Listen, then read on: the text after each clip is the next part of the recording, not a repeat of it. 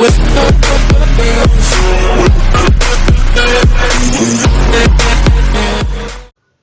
everyone, welcome to Neutron. So today we are going to do the topic that is farm laws, why it failed to impress the farmers. Okay, तो हमें आज किस topic से related हमें आज बात करेंगे जो है आपका फार्म लॉज. ठीक है, तो इसके ऊपर जो हमने ऐसे लिखा है वो इसमें क्या है, हमें ये बताना है कि जो फार्म लॉज जो गवर्नमेंट ऑफ इंडिया ने जो फार्मर्स के लिए लाए, ठीक है, जिसको जबरदस्ती पास करा दिया गया without any discussion in the parliament. ठीक है, तो इसके वजह से बहुत ज़्यादा हल्ला हंगामा हुआ. ठीक है, और सिर्फ पार्लियामेंट में ही नहीं हुआ, बहुत सारे जो फार्मर यूनियंस थे वो सब आके आपके सिंघू बॉर्डर पे बैठ गए. ठीक है, और उन्होंने प्रोटेस्ट किया और ये प्रोटेस्ट करीब 1 साल तक चला. ठीक है, तो हम देखते हैं कि इसमें क्या क्या बातें हैं. ठीक है, so without wasting any further time, let's begin with the today's session. Okay, so it says earlier in 2020 the union government passed 3 heavily contentious farm bills in parliament. The government failed to communicate the benefits of the farm laws and around 750 lives were lost in the process. ठीक है, तो ये क्या बोल रहा है कि 2020 में अर्ली इन 2020 यूनियन गवर्नमेंट ने ये 3 फार्म लॉज लेके आए और बिल में इन्होंने पास करा दिया.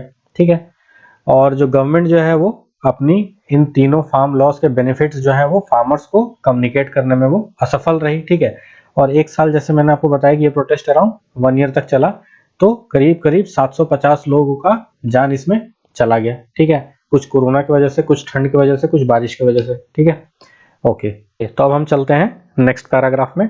तो इसमें हमें पहले तो ये बात करना पड़ेगा कि ये फार्म लॉज क्या है, क्योंकि जब आप ऐसे लिख रहे हो तो आपको पहले ये चीज एक्सप्लेन करना पड़ेगा कि ये फार्म लॉज जो है क्या. ठीक है, उन फार्म लॉज को आपको बताना पड़ेगा, आपको मेंशन करना पड़ेगा. ठीक है, तो जैसा कि इसमें लिखा हुआ है, this farm laws are the first being the farmers produce trade and commerce promotion and facilitation bill. Okay, the second being the farmers empowerment and protection agreement of price assurances and farmer services bill, and the third being the amendment to the essential commodities act 1955. ठीक है, तो ये तीनों bill यहाँ पे mention कर दिए हैं. तो ठीक है, इसको एक थोड़ा सा शॉर्ट में डिस्कस भी कर लेते हैं कि ये तीनों फार्म लॉज जो आए थे, ठीक है, तो ये क्या थे. ठीक है, ओके, तो जो आपका जो पहला जो है आपका जो लॉ है वो क्या है आपका, the farmers produce trade and commerce promotion and facilitation bill. ठीक है, तो इसको किस लिए लाया गया था, because it was aim to dismantle the existing trade and distribution monopoly that was being enjoyed by the food corporation of India and agricultural produce market committee. ठीक है, तो ये जो था आपका जो फार्मर्स का जितना भी जो आपका जो फसल उग रहा था, ठीक है, तो ये जितना भी ट्रेड हो रहा था, जितना भी डिस्ट्रीब्यूशन हो रहा था, इसको कौन कंट्रोल कर रहा था डायरेक्टली, आपका एक तो food corporation of India control कर रहा था, और जो आपका एपीएमसीज थे, ठीक है, तो वो इसको कंट्रोल कर रहे थे. ठीक है, तो इस एक्ट के आने के बाद इसमें क्या बदलाव आ जाता कि जो फार्मर्स थे अब वो क्या कर सकते थे, वो अपने डेजिग्नेटेड डिस्ट्रिक्ट एपीएमसी में क्या कर सकते थे, अपना प्रोड्यूस को सेल कर सकते थे, बाहर भी सेल कर सकते थे. ठीक है, और इसके वजह से क्या था कि उनको ज्यादा एक्सपोजर मिलता मार्केट में. ठीक है, ओके, दूसरा क्या था हमारा जो बिल है वो है आपका farmers empowerment and protection agreement of price assurance and farmer services bill. ठीक है, और इसका फोकस क्या था, for creating avenues for farmers to engage in contract farming through verbal और written contracts. Okay, so this bill would pave way for farmers to access national and corporate markets. ठीक है, तो ये जो सेकंड जो bill था वो किस वजह से आया था, इस वजह से आया था क्योंकि देखा जा रहा था कि वो गवर्नमेंट चाह रही थी कि, क्योंकि अगर हम अपने इंडियन के डेमोग्राफिक को अगर थोड़ा सा जानते हैं, अगर थोड़ा बहुत डेटा हमें पता है, तो हमें पता होना चाहिए कि 85% जो फार्मर्स है वो क्या है आपके, क्या है वो मार्जिनलाइज्ड फार्मर्स है. मार्जिनलाइज्ड मतलब बहुत छोटे छोटे फार्मर्स है. ठीक है, तो कॉन्ट्रैक्ट फार्मिंग के थ्रू गवर्नमेंट उनको क्या चाह रही थी कि वो सारे मिलके, जैसे कि उनको बोल दिया था कि आपको ये फसल उगाना है. ठीक है, तो उस एरिया के जितने भी लोग थे वो अगर कॉन्ट्रैक्ट फार्मिंग के अंडर में आ जाते तो उनको वही फसल उगा के देना पड़ता. ठीक है, तो उससे क्या था, उनको भी फायदा था और गवर्नमेंट को भी फायदा था. ठीक है, ओके, और तीसरा क्या है बिल, वो है आपका एसेंशियल कमोडिटीज एक्ट 1955. ठीक है, तो इसमें क्या अमेंडमेंट किया गया था, तो इसमें जो अमेंडमेंट किया गया था उसके हिसाब से क्या होने वाला था कि जितने भी आपके जो सीरियल्स थे पल्सेस थे, ऑयल सीड्स थे, एडिबल ऑयल्स थे, अनियंस थे एंड पोटैटोस थे, ठीक है। तो इनके प्राइसेस को क्या कर दिया जाता, इनको डीरेगुलेट कर दिया जाता, ठीक है। तो यही आपके तीनों बिल हैं इन शॉर्ट, ओके। सो अब हम देखते हैं कि आखिर ये जो तीनों लॉस थे जब इतने अच्छे थे, ठीक है, अगर इतना अच्छा इंटेंशन के साथ इसको लाया गया था तो आखिर ये फेल क्यों कर गए, ठीक है, और आखिर क्या प्रॉब्लम आया इसके बारे में हम थोड़ा सा देखते हैं, ठीक है। तो इसमें लिखा है it was seen as a long awaited reform to transforming agriculture but the both sides did not see eye to eye, ठीक है। तो इसको किस तरीके से देखा जा रहा था, इसको एक बहुत ही ट्रांसफॉर्मेटिव स्टेप देखा जा रहा था एग्रीकल्चर के फील्ड में, ठीक है। मगर गवर्नमेंट के नजर में फार्मर्स गलत थे एंड फार्मर्स के नजर में गवर्नमेंट गलत है, ठीक है।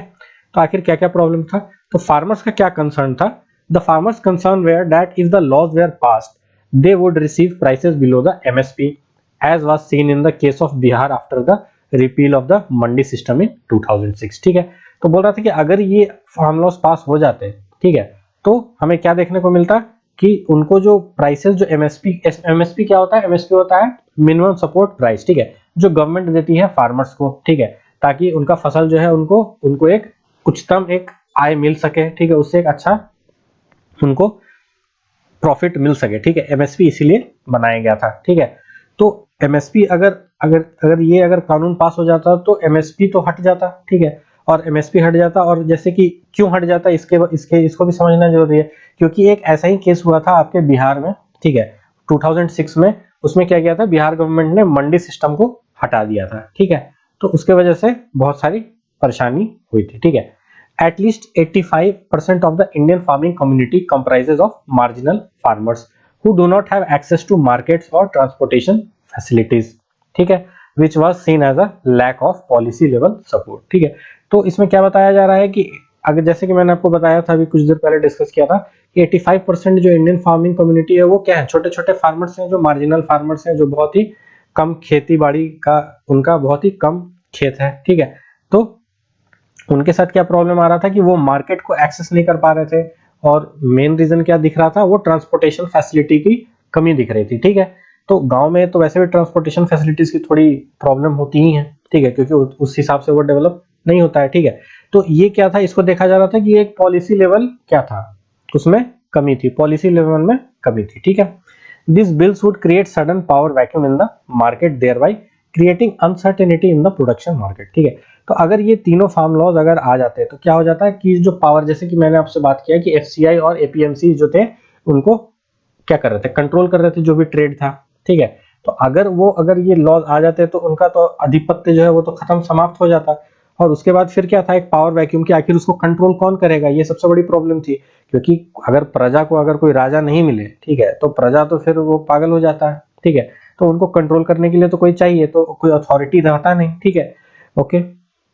नेक्स्ट क्या है आपका, agriculture falls in the state list and under the constitution of India in entry 33 of the concurrent list which gives both the center and states the power to control production, supply and distribution of